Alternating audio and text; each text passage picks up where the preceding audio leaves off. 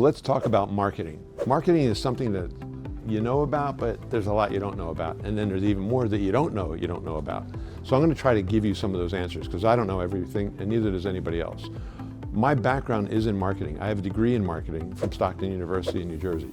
So I graduated in 1983 and my first company that I worked for was owned by a company called Dun & Bradstreet, which is the largest marketing company in the world.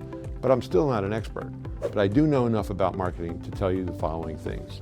Number one, when you market, you can't do one thing and expect that's going to work forever.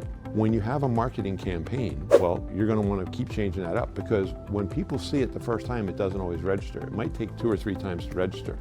But then after they see it a few times, it starts to imprint. And then after a while, they start to block it out and they become numb to it. That's why you need to change it up. When you change that marketing up, it would be smart to keep it similar to the way it was before so you can reinforce what they've already learned, but then imprint new things so that they realize this is new, I didn't see this before.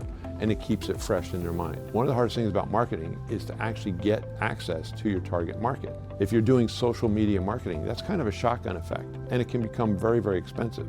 It's something you should do, but some doctors tell me, I can't afford to do it. Well, what I suggest you do is set a budget, whether that budget is $2,000 a month, which is very small, $5,000, $10,000, $15,000 a month, whatever your budget is comfortable with. It shouldn't break the bank, and you should use that marketing to target people who are suffering. So when you're marketing, you're not going to want to be trying to market who you are, and you're not going to be trying to market your services because, let's face it, when people see an ad, they're not really caring about a company that they don't know and what they have, and they have this special device.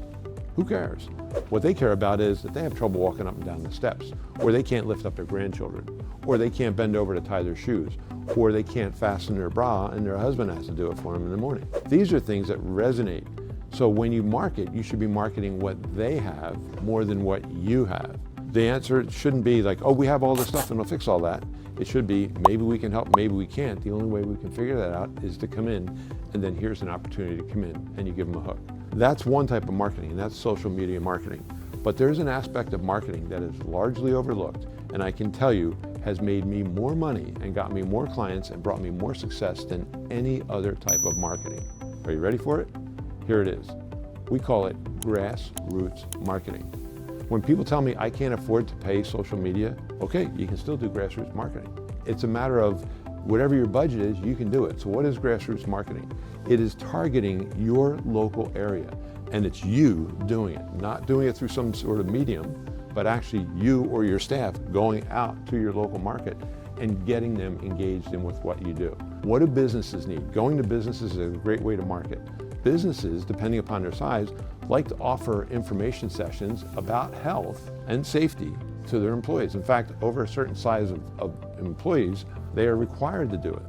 So you could actually solve a problem for that HR department by being a person who's willing to go in and do a presentation on health, wellness, or safety.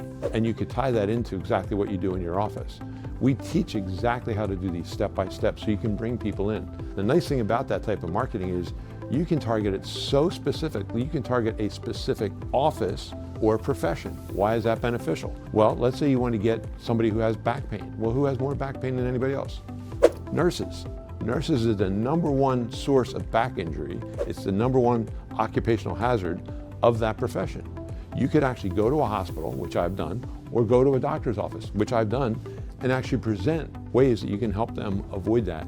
When you're talking about safety effects, the people that are sitting there have back pain are going, this guy sounds pretty good. Maybe I should talk to him at the end of this presentation. And you got to give them opportunities, and we teach you exactly how to do that so they can get in communication with you either there or, better yet, in your office. If you get them to come in your office, now they're a potential patient.